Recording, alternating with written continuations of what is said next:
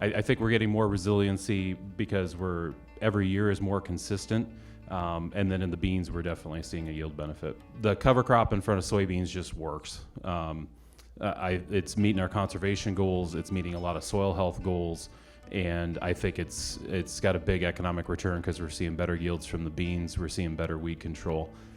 On the corn, I think it's a little bit more tricky, but again, using cover crops every year, I'm seeing a difference in the color and texture of our soil.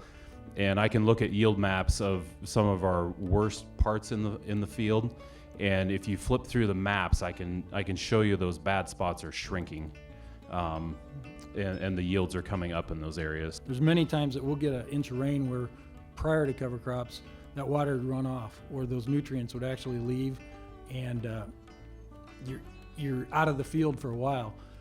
It's actually, cover crops actually help us to really make it so that even though the water's there, after a rain, we can enter the field. I'm just 100% convinced that when you get that soil healthy, it's going to absorb more water and it's going to hold it for when you need it. And last summer we needed it. You know, we got timely rains, but the crop had to get through to them timely rains.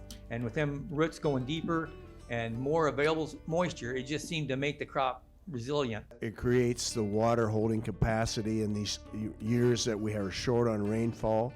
I've seen a big difference in our own operation the last 4 or 5 years. We've been on the light side of the rain, and yet our yields are increasing. And I think it's just because we got more water in the soil and it's more available for the crops. And it's due to organic matter, cover crops, just the way that we farm generally.